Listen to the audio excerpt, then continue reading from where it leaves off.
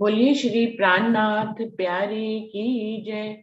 बोलिए श्री सद्गुरु महाराज की जय। सुंदर साथ जी, आज भी जो विषय है वो कल वाला ही है। कल थोड़ा सा जल्दी मीटिंग बंद कर दी थी। तो क्या है विषय? इस माया को, खेल को देखने और इसमें मगन होने के दुख से कैसे बचा जाए, कैसे दूर रहा जाए। हर किसी के मन में ये दुख बना ही रहता है। माया का खेल देखने आए हैं और फिर इसमें निमग्न हो गए हैं। देखते देखते हम खेलने लग गए और इसमें मगन हो गए। तो इस दुख से कैसे अपने आप को दूर रखें, कैसे बचाएं कि ये दुख हमें ना लगे। जो रूह थोड़ी थोड़ी वाणी की तरफ लगने लग जाती है, उसको ये दुख सताने लग जाता है कि वो कई तरह की कोशिशें करती है, लेकिन फिर माया में मगन हो जाती है। तो बबीता जी, आप आएंगी कुछ बताने के लिए? बबीता जी।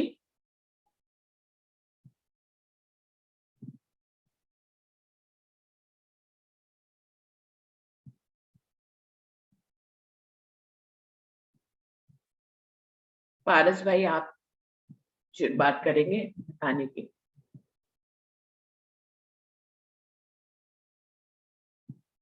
पारस भाई।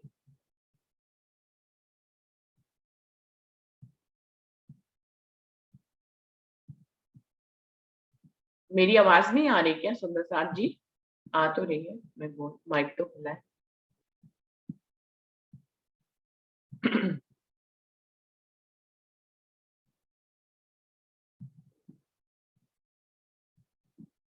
सुंदर साथ जी, विजय दीदी, आप आइए। प्रणाम बहन जी। प्रणाम जी सुंदर साथ जी। प्रणाम। मैं जी चौपाई बोल देती हूँ। मैं जी चौपाई बोल देती हूँ। हाँ जी, बोलिए। याद करो जो मांगिया, धनिये खेल दिखाया कर हेत। श्री महामत कहे महबूब के, सुख में हो सावचेत। जो सहूर करो तुम दिल से, खेल में किए बेशक, तो फुर्सत न पाओ दम की, सुख इश्क गिनती हक। प्रणाम बहन जी। प्रणाम जी। हाँ जी, विजय दीदी ने दोनों चौपाई बड़ी सुंदर बोली है, जिसमें इस टॉपिक का उत्तर जो है वो बड़े गूढ़ ढंग से बताया गया है। उन्होंने इसका अर्थ नहीं किया है, लेकिन फिर भी उसमें संदेश पूरा है। बबीता जी, आप तक मेरी आवाज पहुंच रही है? बबीता जी, आप आएंगी बताने के लिए कुछ?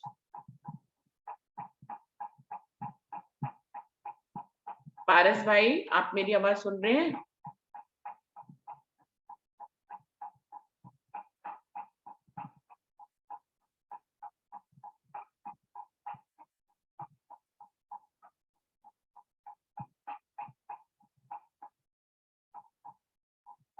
अरुणा दीदी। प्रणाम जी दीदी। प्रणाम जी। दीदी वैसे तो मैंने कल अपना भाव रख दिया था। अच्छा, मेरे को और याद ही नहीं आया कि आपने कल अपना भाव रखा था, तभी मैं आपको बुला रही थी। हाँ जी, अच्छा, आप बताइए। तो मैंने भाव तो मैंने रख दिया था, लेकिन वो भाव जो था अपने अनुभव से नहीं था, अपने इलम से था, मतलब कहीं से सुनी हुई ज्ञान था। तो मैं चाहता हूँ कि वो बात भी अनुभव में आए।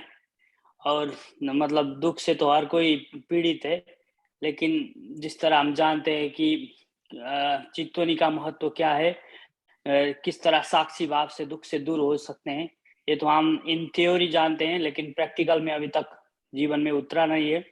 तो मैं चाहता हूँ कि इंशाल्लाह वो भी एक दिन प्रैक्टिकल में हो जाए, चित्तवनी में भी लग जाए तो बेहतर होगा मेरे लिए, सबके लिए। तो मेरा यही भाव है, मैंने अपना भाव कल भी रखा था। प्रणाम जी। प्रणाम जी। कल जिसने नहीं रखा था वो अपना भाव आज रख सकते हैं। नरेश भाई, आपने भी बताया था, अरविंद भाई ने बताया था, पारस भाई ने बताया था, और प्रीति और वर्षा ने बताया था। मुझे थोड़ा सा याद आ गया है। अरुणा दीदी ने भी कुछ भाव बताया था। अभी किसने नहीं बताया? संगीता दीदी ने भी बताया था शायद। करुणा दीदी, आप आएंगे कुछ बताने के लिए? करुणा दीदी।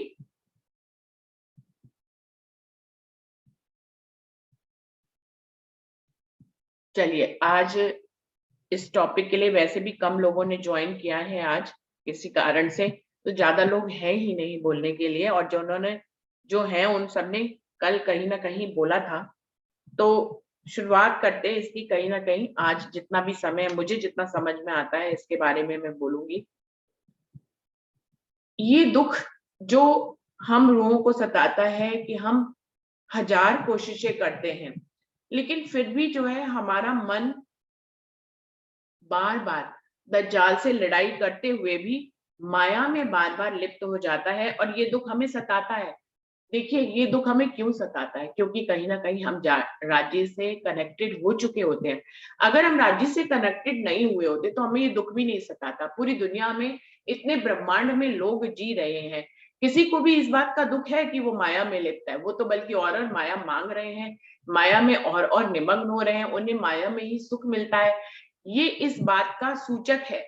जिस भी सुंदर साथ को धनी से लगाव हो जाता है, जिसका धनी से जुड़ाव हो जाता है, संबंध बन जाता है, सिर्फ उसी को ये दुख सताता है।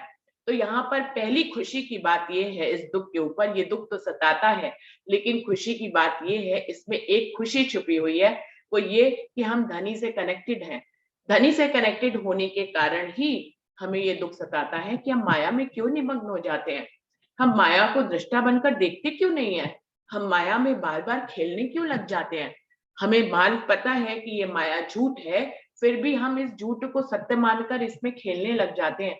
तो इसके पीछे जो दुख के पीछे जो हमें दिखाई नहीं दे रहा, मैं उसको दिखाना चाह रही हूँ। इस दुख जाहिरी रूप में सामने दिख रहा है, लेकिन वास्तव में ये एक सुख की बात है कि हमें दुख हो रहा है कि हम माया में निमग्न हो रहे हैं। तो धनी से कनेक्टेड है हम, इसीलिए हमें दुख हो रहा है। तो पहली खुशी तो ये हो गई कि हमारा संबंध धनी के साथ है, इसीलिए हमें माया में निमग्न होने का, मगन होने का दुख पैदा होता है। तो पहली खुशी हमें मिल गई। दूसरी बात ये है कि ये दुख हमें इसलिए लगता है क्योंकि हम हुक्म को जानते हुए, पहचानते हुए भी हुक्म की साहिबी को भूल जाते हैं, धनी के दिल की इच्छा को भूल जाते हैं। धनी ने ही तो कहा था, हमारे दिल में उपजाया कि खेल देखना है। जब धनी ने ही उपजाया तो खेल देखने आ गए, फिर इसमें कष्ट की कौन सी बात है? हमने मांगा था, धनी ने मंगवाया था, तो हम खेल देखने आ गए। अभी इसमें बिल्कुल भी दुख नहीं होना चाहिए कि हम खेल देखने आए। ये तो धनी की इच्छा है, इसमें तो खुश होना चाहिए। धनी की, जब हमारी हर इच्छा में धनी प्रसन्न होते हैं, हमें लाड लडाते हैं, तो धनी की हर इच्छा में रूह को भी प्रसन्न होना चाहिए। अक्षरातीत से कनेक्शन तो हो गया, तभी तो ये दुख सता रहा है।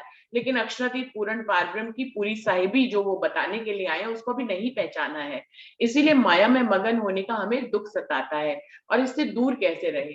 हम धनी की इन बातों को हमेशा दिल में विचार विमर्श करते रहें, इन्हीं को जीते रहें, तो हमें समझ में आएगा कि ये दुख है नहीं, हमें लग जरूर रहा है। और दूसरी बात अभी अरविंद भाई जी ने भी बताई थी, नरेश भाई जी ने भी बताई थी कि हम अपने आप को परम धाम में मानेंगे। यदि हम अपने आप को माने कि हम जहां दुख मना रहे हैं ये सपने का दुख है, सपने में हम एक दुख को जी रहे हैं कि हम सपने में मगन हो गए हैं, पर वास्तव में ये बात तो सत्य नहीं है। ये तो धनी का हुक्म हो रहा है। जो भी यहाँ पर रूहों का भेष धारण किया है वो धनी के हुक्म ने धारण किया है। हम तो अपनी परात्म से धनी के साथ उनके चरणों में मूल मिलावे में विराजमान है। जहां हम विराजमान हैं वहां हम फरामोश भले चाहे हो, लेकिन वहां दुख तो होता ही नहीं, वहां तो दुख का प्रवेश ही नहीं है। तो अगर हम अपने आप को वहां देखने लग जाएंगे, निस्दिन सहूर यही चाहिए, हक तुम्हें बैठे दिखावत, कि धनी तुम्हें कहाँ बैठकर ये खेल दिखा रहे हैं, निस्दिन सहूर चाहिए। इस बात का हमें हर पल हर घड़ी विचार रखना चाहिए। हम क्योंकि इस खेल में मगन होकर इस बात को ही भूल जाते हैं कि हम बैठे कहाँ हैं। मगन हो गए इसमें तो कोई बात नहीं है, हमें संबंध दिए, हमें रिश्ते दिए, धनी ने अपने हुक्म से ही तो हमें इस खेल में मगन किया है, इसलिए हम मगन हैं। लेकिन फिर वो तारतम वाणी से अपने मूल परातन की भी हमें याद दिला रहे हैं। तो हमें इस दुख से दूर रहने का सिर्फ एक ही सरलतम उपाय है कि हम अपने आप को परातम स्वरूप में माने। हम अपने आप को परमधाम में धनी के चरणों में बैठे हुए हैं, हमारे असल तन वहीं पर हैं। ये जो हमारा झूठा तन है, ये निमग्न हो रहा है माया में, हम निमग्न नहीं हो रहे, हम तो माया को परातम में राज्य की नजरों में उनके हृदय के पर्दे पर देख रहे हैं। यदि इस अवस्था में हम स्वयं को मानेंगे तो हमें दुख नहीं होगा खेल में, फिर हमारे अंदर वो दृष्टा भाव पैदा हो जाएगा। फिर हमारा सपने का स्वरूप अगर माया में मगन भी हो रहा है या माया में मगन नहीं हो रहा है, इन दोनों बातों से हमें फर्क नहीं पड़ता है। क्योंकि हम जब पिक्चर देखने जाते हैं तो उस पिक्चर में कुछ भी हो रहा हो इसका हमें कोई फर्क नहीं पड़ना चाहिए। हम दुख और सुख का अनुभव करते हैं क्योंकि जीव की लीला देख रहे हैं। जीव माया का ही एक हिस्सा है, इसलिए वो माया में बार बार निमग्न हो जाता है। आत्म की नजर जो जीव के ऊपर आई है उसके संग से जीव ऊंचा चढ़ने की कोशिश करता है, ऊंचा चढ़ने की कोशिश करता है, तभी वो इस ज्ञान में आता है कि वो बार बार माया में मगन हो जाता है। लेकिन ऊंचा चढ़ते चढ़ते जब वो परात्म स्वरूप में हमारी नजर वापस पहुंचती है तो हमें पता लगता है कि ये सब कुछ धनी के हुक्म से हो रहा है। हम तो उनके हुक्म से उनके चरणों के तले बैठकर इस खेल को सिर्फ देख रहे हैं। ये हमारा सपने का स्वरूप है, ये हमारा असल स्वरूप नहीं है। और हम अपने असल, इससे दो फायदे होंगे। एक तो हम अपने असल स्वरूप में प्रतिष्ठित होते चले जाएंगे, ऊपर से इस खेल को दृष्टा बनकर देखते चले जाएंगे। ये दोनों बातें एक साथ घटित होंगी जब हम स्वयं को अपने असल स्वरूप में प्रतिष्ठित मानेंगे, और जब मान लेंगे तो वहीं से ही दृष्टा भाव शुरू हो जाएगा। तब इस जीव के माया में मगन होने से हमें कष्ट नहीं होगा। हम खाली इसकी लीला को दृष्टा बनकर देखेंगे और धनी के स्वरूप की पूर्ण पहचान करते हुए ये जान लेंगे कि ये धनी का ही हुक्म होता है। धनी के हुक्म से फिर क्या घबराना, और धनी के हुक्म से फिर कैसा दुख होना। ये तो एक पिक्चर बनाई गई है, इस पिक्चर में अच्छा और बुरे रोल भी होंगे, कोई आगे बढ़ेगा कोई पीछे बढ़ेगा, कोई सूत काटेगा कोई कम काटेगा। ये द्वैत की दुनिया है, इसमें हर कोई पूर्ण सूत नहीं काट पाएगा। कोई कम सूत काटने वाले दृष्टांत को यदि हम पढ़े तो उसमें आता है कि कोई तो सूत रातों में भी काटेगा और कोई जो है पूनी पर सूत चढ़ाएगा भी नहीं। तो ये दृष्टांत देने का क्या मतलब है? इससे हमें संदेश तो मिलता है कि हमें सूत काटना है, लेकिन धनी के हुक्म के बिना तो कुछ भी नहीं होगा ना। हिंदी में भी सिंधी में भी इंद्रावती ने ये बताया कि हम हजार गलतियां करें लेकिन हम तुम्हारे अंग हैं, तुम्हें हमें दर्शन देना होगा और तुम्हें हमसे मीठी बातें करनी होगी। तो हम इस दुख से ऐसे ही दूर हो सकते हैं सुंदर साथ जी, जब हम अपने आप को परात्म स्वरूप में माने और वहीं से हमारा दृष्टा भाव शुरू हो जाए। दूसरा उपाय ये है, अगर जीव इस तरह से माया में चलने की राह है तो माया में हम इस दुख से, ये तो हमने वहां से मान लिया तो वहां पहुंच जाएंगे तो निश्चित इस दुख से दूर हो जाएंगे, लेकिन हम माया में चलते हुए इस दुख से दूर कैसे हुए? तो उसका उपाय यही है कि ज्यादा से ज्यादा समय वाणी मंथन में बिताएं, ज्यादा से ज्यादा समय चर्चनी और चितवनी में बिताएं, ज्यादा से ज्यादा समय उठते बैठते खाते पीते हम धनी की ही भावलीनता चितवनी में अपने आप को रखें, तो अपने आप ये दुख दूर होता चला जाएगा। हम माया से दूर होते चले जाएंगे, धनी के करीब होते चले जाएंगे। तो जो विजया दीदी ने चौपाइयां बोली हैं उनमें भी यही संदेश है कि एक और भी चौपाई है कोई कि जैसे जैसे हक के करीब होते चले जाते हैं, खेल त्यों त्यों होवे दूर, की खेल उसी प्रकार से हमारे से धीरे धीरे दूर होता चला जाता है। उसमें जो हमारी मगन हमारी स्थिति है वो धीरे धीरे कम होती चली जाती है। हम जागृत होकर आत्म स्वरूप में प्रतिष्ठित होने लग जाते हैं और धीरे धीरे परात्म स्वरूप में प्रतिष्ठित होने लग जाते हैं। तो हमारे से खेल में मगन होने का जो दुख है, हम जब मगन ही नहीं होंगे तो उसका दुख भी नहीं होगा। तो धीरे धीरे हम इस दुख से दूर होते चले जाते हैं। जैसे जैसे खेल परम धाम नजदीक होता चला जाता है, खेल अपने आप ही दूर होता चला जाता है। तो उपाय तो सारे ही बताए हैं, खाली उनको समझने की बात है कि हमें खेल में मगन होने से धीरे धीरे हम कैसे इस दुख से दूर होंगे, जैसे जैसे हम धनी के करीब होते चले जाएंगे। और इस दुख का होना ही इस बात का प्रमाण है कि हम धनी के करीब हो ही रहे हैं, जुड़ाव तो उनसे हो गया है। अब उस राह पे थोड़ा सा आगे बढ़ना है जिससे कि हम धनी के करीब हो जाए, खेल हमसे दूर हो जाए। तो इस तरह से सुंदर साथ जी हम इस दुख से दूर हो सकते हैं। फिर भी अभी ये तो मैंने एक उपाय बताने की कोशिश करी है, अभी और सुंदर साथ ने ज्वाइन कर लिया है, वो अपने शब्दों में बताएंगे कि कैसे हम इस दुख से दूर हो सकते हैं। शशि दीदी आप कुछ बताएंगे इस बारे में? प्रणाम बहन जी, मैं तो अभी ज्वाइन हुई हूँ, इसलिए मुझे प्रश्न पता ही नहीं है। जी, प्रश्न ये है कि माया में इस खेल को देखने और इसमें मगन होने के दुख से हम कैसे दूर हों? ये एक प्रश्न है, एक टॉपिक है। बहन जी, कोई बात नहीं, अगर नहीं मुझे बोल पा रहे हैं तो कोई बात नहीं, पहले सुन लीजिए और सुंदर साथ से बुलवा लेंगे।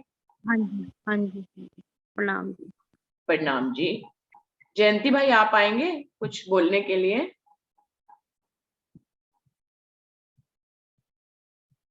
जयंती भाई, प्रतिभा दीदी आप आएंगे?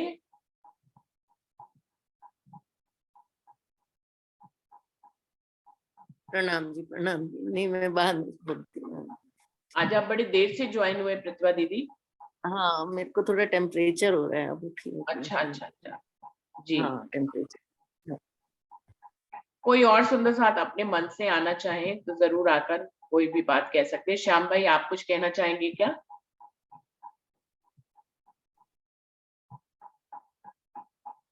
आपको इस बात का कुछ अनुभव है श्याम भाई कि ये दुख सताता है क्या? और अगर इस दुख को, जिसको ये दुख सताएगा वो इससे दूर होने का उपाय जानता होगा। दीदी ये खेल है, खेल हम खेल में ना लग के वाणी में लगे, बस जो सबने बताया बहुत अच्छा बताया सबने। जो खेल में ना लग के हम वाणी में लगे तो दूर हो सकते हैं। प्रणाम जी। प्रणाम जी। और कोई सुंदर साथ कुछ कहना चाहेंगे? अपने आप से आए सुंदर साथ जी।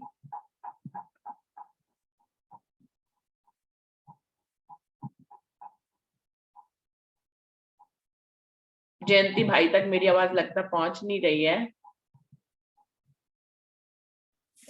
एक सेकंड क्वेश्चन रिपीट करोगी? मैंने रात को पढ़ा तो था, मुझे पूरा ध्यान नहीं आ रहा पूरा, मतलब दुख क्यों लगता है। एक सेकंड, फिर मैं विचार करती हूँ आंसर देने। प्रतिभा दीदी, टॉपिक ये है कि इस खेल को देखने और इसमें मगन होने के दुख से हम कैसे दूर होएं। ठीक ठीक ठीक। क्योंकि ये एक आम दुख है, हर मोमिन को होता ही है। वो जब धनी की पहचान कर लेता है, वाणी से जुड़ने लग जाता है, तो जब जब वो माया में मगन होता है तो उसको ये दुख तो सताता ही है ना कि क्यों वो माया में मगन हो जाता है। और कोई सुंदर साथ कुछ कहना चाहेंगे?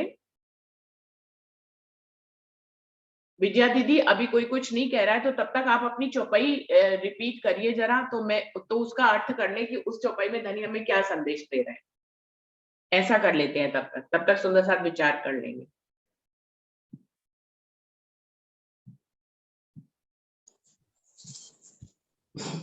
याद करो जो मांगिया, धनिये खेल दिखाया कर हेत।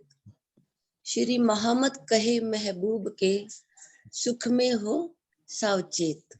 देखिए सुंदर साथ जी, इस चौपाई का भी यदि अर्थ करें जो विजया दीदी ने बोली, इसमें भी यही देश है, यही संदेश है जो मैंने बोला कि धनी ने बड़े प्रेम से हमें इस खेल को दिखाया और उसी साइट को हम याद करें। ये पहला खंड था। एक बार फिर से रिपीट करिए पहले दो खंड विजया दीदी। याद करो जो मांगिया, धनिये खेल दिखाया कर हेत। उस पल को याद करिए, धनी ने अपने बड़े प्रेम से हमारे दिल में उपजाया और हमसे इस खेल को मंगवाया। अब बाकी के दो खंड बोलिए। श्री महामत कहे महबूब के, सुख में हो सावचेत। बिल्कुल स्पष्ट इशारा कर रहे हैं, श्री महामती जी कह रही हैं कि हमें धनी के सुख में ही खुद को चेतन कर लेना चाहिए। हम उस घड़ी को याद करें कि धनी ने तो हमें लाड से इस खेल को दिखाया था, और जब लाड से दिखाया है तो उनका लाड ही तो है कि हम खेल देख रहे हैं। अब जब खेल देख रहे हैं, खेल देखने आए हैं, माना कि उसमें हम मगन हो रहे हैं, पर हमें क्या करना है? श्री महामती कहे धनी के सुख में हो सावचेत। हमें धनी के सुखों में खुद को लगाना है। हम धनी के सुख में लगाएंगे अपने आप को तो दुख अपने आप दूर हो जाएगा। माया में मगन होने का जो दुख है उससे दूर होने का उपाय ही एक है कि हम अपने आप को धनी के सुखों में लगा लें।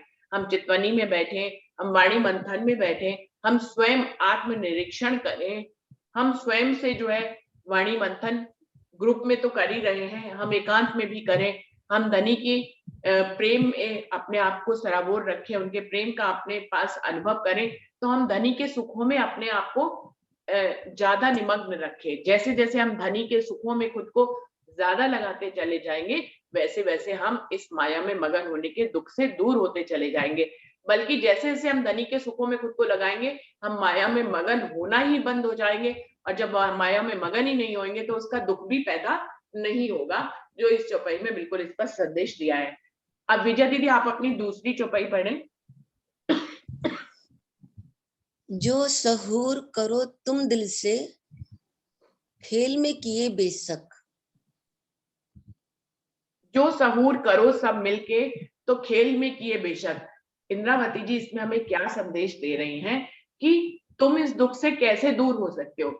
यदि दुख जो है वो सिर्फ भ्रम का दुख है, तुमने जैसे ही सहूर कर लिया कि ये दुख खत्म हो जाएगा, और तुमको सहूर भी क्या करना है कि धनी के क्या सहूर करना है, वो दूसरा खंड बोलिए जरा। खेल में किए बेशक। खेल में किए बेशक, कि तुमको तो धनी ने सब कुछ निशंक कर दिया ये वाणी लाकर कि ये सब किया कराया धनी का है, तो तुमको सहूर कर क्या करना है मिलकर कि ये धनी का हुक्म ही है, ये धनी का हुक्म हमें खेल दिखा रहा है, हमारी परीक्षा ली जा रही है धनी के हुक्म से कि हम कैसे इस दुख से दूर हो। तो हमें सहूर करना है, जितना हम धनी की बातों का सहूर करेंगे उतने हम निशंक होते चले जाएंगे। जैसे ही हम निशंक होंगे हम दुख से दूर हो जाएंगे। हमें निशंक होना है, संशय रहित होना है। हमारा संशय क्या रहता है, हम माया में मगन हो गए, ये हमारा संशय रहता है। संशय जो है वो दुख उत्पन्न करता है। जैसे ही हम इस संशय से बाहर आएंगे, सहूर करेंगे, तो हम इस दुख से भी दूर हो जाएंगे। अब आगे के दो खंड बोलिए दीदी। तो फुर्सत ना पाओ दम की, तो फुर्सत ना पाओ दम की, सुख इश्क गिनती हक। यदि हम सहूर करने लग जाएंगे और हम सहूर करते करते निशंक हो जाएंगे, तो हमें एक पल की भी फुर्सत नहीं मिलेगी। हम धनी के इश्क में, हम धनी के प्रेम में निमग्न होते चले जाएंगे धीरे धीरे, तो अपने आप जो है माया में मग्न होने की प्रक्रिया ही बंद हो जाएगी और हम उस दुख से दूरी हो जाएंगे। तो बिल्कुल क्लियर संदेश यहाँ पर इंद्रावती जी दे रहे हैं इस उपाय के रूप में कि हमको क्या करना है। हमको धनी की बातों का बार बार सहूर करना है, उनकी चितवनी करनी है, स्वयं आत्मनिरीक्षण करना है। हर पल पल में हमें ऐसा कोशिश करना है कि धनी हमारे करीब ही बने रहे। जब धनी करीब होंगे तो माया में मगन होने का प्रश्न ही खत्म हो जाएगा। जब माया में मगन ही नहीं होंगे तो उससे पैदा होने वाला दुख से हम अपने आप ही दूर हो जाएंगे। तो वो कह रहे हैं आपको एक पल की भी फुर्सत ही नहीं मिलने वाली है। तुम निशंक तो हो जाओ, तुम सहूर तो करो। तुम जैसे ही निशंक होगे तो तुम्हें एक पल की भी फुर्सत नहीं होगी ये देखने के लिए कि दुख कहाँ हो रहा है। तुम तो धनी के सुख में, धनी के इश्क में झीलना करने लग जाओगे, तो तुम्हें माया में मगन जब होगे नहीं तो उसका दुख कहाँ से सताएगा। तो सीधा सा उपाय है कि हम अगर किसी दुख में है तो उस दुख से अपने वृत्ति को हटाकर सुख की तरफ ले जाए तो अपने आप ही दुख दूर हो जाता है। सुंदर साथ जी, ऐसा तो हमेशा ही होता है कि जब कभी हमें माया का कोई दुख आता है, अभी तो ये माया में मगन होने की दुख की बात तो चल ही रही है, वैसे भी जीव जब माया में चलता है तो उसके ऊपर दुख और सुख की बेला तो आती ही रही है, रहती है। ये जीवन का चक्र है, ये द्वैत का नियम है कि दुख और सुख आएंगे। तो जब कोई मायाविक दुख आता है तो वो जीव भी, जो कोई एक साधारण जीव है, बिना ज्ञान के, उसको परमात्मा की कोई पहचान नहीं है, तो भी वो उस दुख से निकलने के लिए क्या करता है, वो अपने दिल को दृढ़ करता है और अपने अच्छे समय की याद करता है। जब वो अच्छे समय की याद करता है कि पहले इतना अच्छा समय था तो ये दुख का समय और वो चला गया, अब दुख का समय आया है, तो वो अपने अच्छे समय को याद करके ही अपने आप को दृढ़ करता है, खड़ा करता है दोबारा से और उस दुख से निकलता है सुख को याद करते हुए, और फिर से वो अपना सुखमयी समय फिर से ले आता है अपनी कोशिशों से। तो ये एक जीव की दास्तान है जो कि अभी परमात्मा के बारे में कुछ भी नहीं जानता, लेकिन दुनिया के दुख से निकलने के लिए भी वो यही क्रिया अपनाता है कि वो अपने सुखों को याद करता है, अच्छे समय को याद करता है, उससे उसका दिल जो है बलवान हो जाता है। वो दुख में जो कमजोर हो गया था, सुख की बातों को याद करके वो बलवान हो जाता है। बलवान होते ही उसके अंदर वो हिम्मत आ जाती है कि वो उस दुख से खुद को निकाल पाता है और फिर से अपने जीवन में अच्छा और सुखमय समय ला पाता है। तो एक साधारण जीव भी ऐसा करता है। तो बिल्कुल जिनको जो राज्य के साथ जुड़े हैं वो उनको दुख भी राज्य वाला ही है कि माया में मगन हो गए, धनी से कनेक्शन हुआ, तारतम वाणी से कनेक्शन हुआ, तो उसको ये दुख सताने लगा कि मेरे को तो इस खेल को दृष्टा बनकर देखना था, मैं तो इसमें मगन हो गई, तो उसे दुख उत्पन्न होता है। तो यहाँ पे भी प्रक्रिया वही लागू करेंगे कि हम अपने सुख के दिनों को याद करेंगे, तो हमें एक पल की फुर्सत ही नहीं मिलेगी। जो चौपाई कह रही है कि तुम निशंक हो जाओगे, तुम सहूर करोगे मिलकर, फिर तुम निशंक हो जाओगे, तो तुम्हें एक पल की भी फुर्सत ही नहीं मिलेगी। तुम धनी के प्रेम, तुम धनी की इश्क और वायदत में खुद को डुबोने लग जाओगे अपनी आत्म स्वरूप से, अपने परात्म स्वरूप से। तो तुम्हारा जो है, तुम्हें एक पल की भी फुर्सत नहीं मिलेगी धनी से दूर होने की। जब धनी से दूर ही नहीं होगे तो तुम्हें माया में मगन होने का दुख कभी भी नहीं सताएगा। तो बिल्कुल सीधा और सरल सा उपाय है जो इन चौपाइयों में विजया दीदी ने बोली, तो उनको जो है अर्थ के रूप में करके उस संदेश को जो इंद्रावती हमें दे रही है निर्णय रूप में कि हमें कैसे इस दुख से दूर होना है, वो चौपाइयों के माध्यम से बताया है। अभी भी सुंदर साथ के दिल में जो ज्वाइन हुए हैं, जो इस विषय पे नहीं बोले हैं, उनके दिल में कोई और अपने अनुभव से विचार आता हो तो जरूर हमसे शेयर करें। एक प्रणाम जी, प्रणाम जी। यही बात आपकी सुन के याद है ना कि चुपैया तुम आए सब आइया, दुख हुआ सब दूर, कि जब राज्य के ही चरण, राज्य की ही चितवनी और सब कुछ हो जाता है तो दुख अपने आप ऑटोमेटिकली लगता ही नहीं है। शायद वो होता है पर हमें फील नहीं होता। तो हम उसमें मगन होएंगे नहीं, मगन नहीं होएंगे तो दुख हमें होएगा ही नहीं। लेकिन हमारी दृष्टि आ जाती है जब राज्य आ जाते। और एक चौपाई और है कि जब अभी सुनते हुए याद आ रही थी, जब निज सुख याद आवे, जब याद आवे निज सुख, तब तो फिर यहाँ का खेल, माया का खेल ही हमें नजर नहीं आता है। इस स्टाइल से बता रहे हैं जी। प्रणाम। प्रणाम जी। दुख से दुख होता ही क्यों है, पहले तो हम कारण जाने ना, तो फिर हमें उसका निवारण भी समझ में आ जाएगा। हमारे साथ कोई भी समस्या होती है तो ज्ञानी जन ये कहते हैं कि समस्या से निकलने के लिए समस्या की जड़ तक जाना पड़ता है। समस्या की जड़ समझ में आए, जड़ को आपने खत्म किया नहीं कि आपको उसका निवारण समझ में आता है। तो यहाँ पर जो दुख पैदा हो रहा है, दुख क्यों पैदा हो रहा है? क्योंकि हम माया में मग्न हो रहे हैं। दुख पैदा इस कारण से हो रहा है कि माया में मगन हो रहे हैं। तो माया में मगन हम क्यों हो रहे हैं? क्योंकि हम धनी से दूर हो रहे हैं, हम धनी के प्रेम को भूल रहे हैं, हम धनी के स्वरूप की और साहिबी को और उनके हुक्म की पहचान करते हुए भी नहीं कर पा रहे हैं, इसलिए हम माया में मग्न हो रहे हैं। हम जैसे ही प्रेम की अवस्था में आएंगे, हम धनी से प्रेम करने लग जाएंगे, तो दुख अपने आप दूर हो जाएगा। दुख का कारण ही यही है जो इस प्रश्न में ही अपने आप से ही निहित है कि माया में मगन होने का दुख लग रहा है। तो माया में मगन ही क्यों हो रहे हैं? इसलिए हो रहे हैं क्योंकि हम धनी के लाड को भूल रहे हैं, हम धनी के हुक्म को भूल रहे हैं, हम धनी के प्रेम को भूल रहे हैं, इन सब चीजों को हम भूल रहे हैं। तो हमारे अंदर अगर वही प्रेम आएगा जो परमधाम में था, क्योंकि प्रेम के बिना तो परमधाम में भी प्रवेश नहीं है, प्रेम के बिना तो जागनी भी नहीं है, प्रेम के बिना तो कुछ भी नहीं है। उस प्रेम में हम जैसे ही आएंगे, उस इश्क में हम जैसे ही आएंगे, तो हमारे अंदर का, जब हम प्रेममयी हो जाएंगे तो दुख कहाँ रह जाएगा? हम जब इश्कमयी हो जाएंगे तो दुख कहाँ रह जाएगा? जब हम इश्कमयी हो जाएंगे तो हम धनी जैसे हो जाएंगे, और जब हम धनी जैसे हो जाएंगे तो हम माया जैसे नहीं रहेंगे। हम माया जैसे नहीं रहेंगे तो माया से उत्पन्न होने वाला दुख भी नहीं रहेगा। तो ये दुख उत्पन्न ही क्यों हो रहा है? क्योंकि हम धनी से दूर हो रहे हैं, हम उनके प्रेम, उनकी साहिबी, उनके हुक्म की पहचान नहीं कर रहे हैं। अब इंद्रावती के शब्दों को देखिए, इंद्रावती ने कहा गया है इश्क हो गया 14 तबक।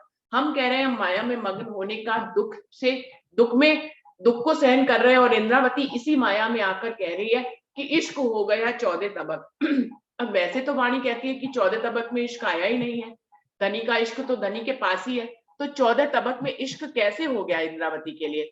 क्योंकि इंद्रावती स्वयं इश्कमयी हो गई। उन्होंने अपना हफ्सा में सब कुछ त्याग दिया, अपने प्राण भी छोड़ दिए। फिर धनी ने उनके अंदर प्राण फिर से डाले, उनको फिर से अपने काम करने के लिए खड़ा किया। तो उन्होंने उनके प्रेम में, इंद्रावती से ही हम एग्जाम्पल लें कि उन्होंने धनी के प्रेम में अपने प्राण तक छोड़ दिए, अपने सब कुछ उन्होंने उनके ऊपर बार दिया, तन मन धन कुर्बान कर दिया। जब अपना सब कुछ कुर्बान कर दिया तो धनी ने उनकी इस प्रेम की परीक्षा में उनको पास कर दिया, और जब पास किया तो उनके अंदर फिर से प्राण डाले और अपने प्रेम के माध्यम से उनको खड़ा किया। अभी जब धनी का प्रेम उनके अंदर आ गया तो वो स्वयं प्रेममयी और इश्कमयी हो गई, इसीलिए वो जिधर भी नजर उठाती उनको धनी का इश्क ही नजर आता। तो इश्क हो गया 14 तबक, 14 तबक उनके लिए इश्कमयी हो गए। जब इश्कमयी हो गए तो माया के का दुख कहाँ से आएगा, बिल्कुल नहीं आएगा। तो हमारा तो उदाहरण के रूप में इंद्रावती जी की चाल, महाराजा छत्रसाल जी की चाल, परमहंसों की चाल हमारे सामने है कि वो कैसे इस माया जनित दुख से अपने आप को कैसे उन्होंने उबारा, क्योंकि उन्होंने अपना गुणंग इंद्री, अपना तमाम तन मन धन और अपनी माया सब कुछ धनी के चरणों में समर्पित कर दी। और जब ऐसी कुर्बानी करी तो धनी का प्रेम उनके अंदर आता है और फिर वो इस दुख से स्वयं ही धनी उनको उबार देते हैं। वो धनी के प्रेम में मग्न हो जाते हैं, सारी दुनिया ब्रह्मांड उनके लिए इश्कमयी हो जाती है, वो माया जनित रहती ही नहीं। पूरा इश्क 14 तबक इश्कमयी हो जाएगा तो माया जनित ये माया रहेगी कहाँ, ये दुनिया हमारे लिए है ही नहीं। जब दुनिया नहीं रहेगी तो इससे पैदा होने वाला दुख भी नहीं रहेगा। तो सुंदर साथ जी एक ही उपाय है जो इंद्रावती ने करके दिखाया है, जो हमें करना है कि हमें धनी के सुखों में खुद को सावचेत करना है, तो हमें एक पल की भी फुर्सत नहीं मिलेगी। नरेश भाई जी, आप कुछ कहना चाह रहे हैं? यदि सुरता एक ही राखिए मूल मिलावे माही, एक चौपाई जो आती है ना, तो अपना ध्यान मूल मिलावे के अंदर रखे, परम धाम के अंदर रखेगा तो दुख आएगा ही नहीं। बिल्कुल।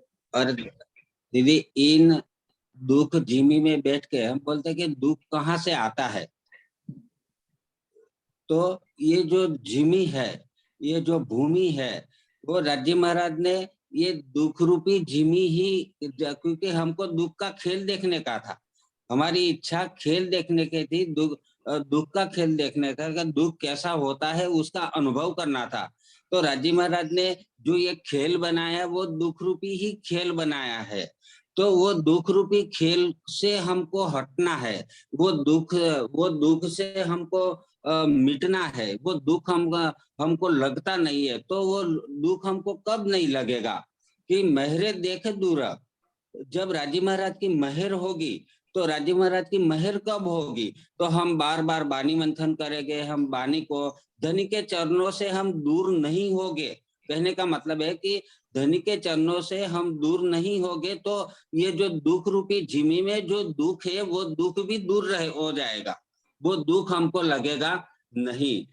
और हमको जो ये जो सुख मिलेगा राज्य महाराज की मेहर से, जो वाणी से, जो चितवनी से जो हमको जो सुख मिलेगा, वो सुख हमको अखंड मिलेगा, कायम मिलेगा। सो मेहर का रथ दूर। राज्य महाराज की जो जिस पर सुंदर साथ पर मेहर होती है, और हम सुंदर साथ पे तो मेहर है ही राज्य महाराज की।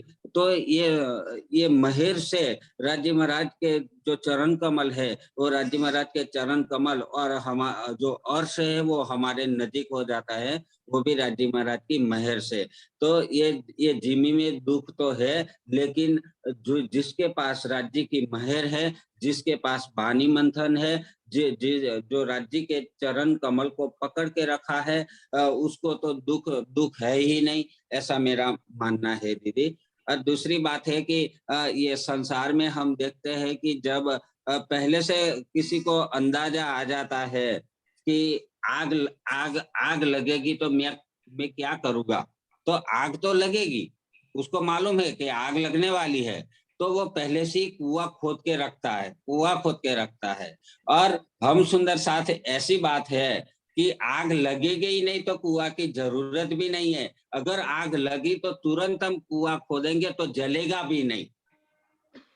तो चाहे जितनी भी आग लगी होगी तो वो जलने वाला भी नहीं है। जैसे संसार की आग से सब जलकर खाक हो जाते हैं, ऐसे हमारी दिल में जो आग लगेगी तो ये आग से संसार के जैसे जल जाता है, ऐसा हमारा कुछ भी नहीं जलेगा। और राज्य महाराज की मेहर होती है तो ये जलेगा भी नहीं, और वो जलेगा तो हमको वो जलन भी हमको सुख देती जाएगी। जब वाणी हमारे साथ होगी और राज्य महाराज की मेहर होगी, तो ये ऐसा मेरा भाव है दीदी। प्रणाम जी। प्रणाम जी। ये चौपाई मैं पहले बोल रही थी जो आपने बोल दी कि अर्श जो होवे नजदीक, खेल त्यों त्यों होवे दूर। जैसे जैसे अर्श के करीब होते चले जाएंगे, खेल उतना ही हमसे दूर होता चला जाएगा। और खेल में मगन होने का जो दुख है वो उतना ही हमसे दूर होता चला जाएगा। सुनीता दीदी, एक आप भजन कुछ की भी कहना लाइन चाहोगे? आती है ना, प्रेमे में मगन होइयो हुआ तुम्हारा खुल गया धाम। दरवाजा धाम। भजन हाँ जी, धाम का, हाँ, जब प्रेम में मगन हो जाएंगे तो सब धाम का दरवाजा ऑटोमेटिकली खुलता चला जाएगा। हाँ खुलता जी, चला जाएगा, बिल्कुल सही। हाँ जी। सुनीता दीदी, आप कुछ कहना चाहेंगे? जी प्रणाम जी। प्रणाम जी। हाँ जी, संगीता दीदी, आप कुछ कहना चाह रहे हैं? आप कहिए। जी, लागोगे दुख को दुख तुमको लाग याद करो निज सुख को दुख तुमसे भाग लो, बिल्कुल ही चौपाई में बिल्कुल सीधा ही संदेश दे दिया इसमें तो। मैं भी यही बोल रही थी। बिल्कुल सीधा संदेश दे गया कि दुख को लगोगे तो दुख तुमको चिपकता चला जाएगा। जैसे जैसे निज सुख को याद करते चले जाओगे, दुख अपने आप दूर होता चला जाएगा। तो सुंदर साथ जी जो टॉपिक भेज रहे हैं ऐसे कि दुख से कैसे दूर हो, तो उनको स्वयं ही इसके उत्तर मिलते चले जा रहे हैं। दीदी, आप अपने शब्दों में कुछ कहना चाहें तो कहें। हाँ, यही है, लागोगे जो दुख को तो दुख तुम्हें लागसी, याद करो निःसुख तो दुख तुमसे भागसी। सुंदर साथ जी सीधा सा उपाय है। हमें माया का खेल, हमने दुख का ही तो मांगा है, तो दुख तो राज्य महाराज दिखाएंगे, श्योर ही दिखाएंगे। लेकिन उस दुख में भी सुख लेवे महामती। महामती क्या कह रही है, उस दुख में भी हमें दुख ना समझ के सुख के अखंड सुखों को लेना है। तो जब हम अखंड सुखों को लेते जाएंगे तो दुख किस बात का? दुख का खेल दुख का लगेगा ही नहीं। अब दुख का खेल मांगा है तो राजी महाराज, ये तो दुख का खेल ऐसा है, दावा नल की अग्नि की तरह है वैसे तो। लेकिन जब धनी की मेहर की, धनी के इश्क की शीतल लहरें पड़ती हैं, उनकी इश्क की लहरें जब शीतलता चारों तरफ बिखेरती हैं, तो जो दावा नल की अग्नि वाला ये खेल का जो दुख है ना, वो शीतलता, राजी महाराज की शीतलता के प्रभाव में बिल्कुल ऑटोमेटिकली अपने आप कम हो जाता है। चारों तरफ जो थपेड़े हमारे दावा नल की अग्नि के जल रहे हैं, लेकिन राजी महाराज की मेहर तले उनकी इश्क की शीतलता की जो बूंदियां हैं, जो उनकी नहरें चल रही हैं शीतलता की मेहर की, जब वो उनके ऊपर गिरती हैं दावानल की अग्नि के ऊपर, तो वो अग्नि तो अपने आप ही बुझ जाती है, स्वतः ही बुझ जाएगी। तो दुख कैसा? बार बार इंद्रावती ने यही कहा है कि तुम अपने याद निज सुखों को याद करो, उसी में डूबो, उसी में राजी महाराज के नख से लेकर शिव तक की शोभा श्रृंगार में ही डूबे। अपना ध्यान हर टाइम परम धाम में लगाएं, मूल मिलावे में लगाएं, 25 पक्षों में रमन करने में लगाएं, उन लीलाओं को बार बार याद करना है। जब एता बल जब तुम किया तो अलबत बल सुख धाम। जब बार बार हम उन सुखों को याद करेंगे, अपने धनी के साथ हम कैसी लीलाएं करते थे परम धाम के 25 पक्षों में, वही रमन करेंगे अष्ट पैर 64 घड़ी, तो ये दुख तो कुछ लगेगा ही नहीं ना। दुख को तो हम स्वयं चिपके हुए हैं, मकड़ी की जाले की तरह खुद ही बनाया है, खुद ही इसमें, जैसे मकड़ी खुद ही जाला बनाती है और उसी में फंस जाती है और निकल नहीं पाती है। ये मकड़ी का जाला, ये जो ब्रह्मांड दुख का, ये हमने खुद ही इससे चिपके हुए हैं और खुद ही हमें निकलना भी है धनी की मेहर से। ये धनी की मेहर है, हमारी निस्बत है धनी से। तो सबसे बड़ा, अगर दुख कोई लग भी रहा है अवल, तो इस दुख के पीछे भी धनी का कोई सुख ही छिपा होता है। अगर हम गंभीरता से देखें या राज्य महाराज की मेहर से देखें, अगर कोई दुख हमें राज्य महाराज दिखा भी रहे हैं, तो उसके पीछे बहुत बड़ी राज्य की कोई जुगत होती है, बहुत उससे भी ज्यादा अपार गुना सुख देना चाहते हैं राज्य। तो उस दुख को भी हम सुख की तरह लें। और अगर दुख कोई लग भी रहा है हमें, तो हम वाणी खोल के बैठे, वाणी पढ़े, वाणी धनी से बातें करें। सबसे बड़ा उपाय तो यही है कि हम वाणी खोलें, वाणी को पढ़ें। जो जो हम वाणी में पढ़ते जाएंगे, डूबते जाएंगे, तो हमें अपने निजगढ़ सुख याद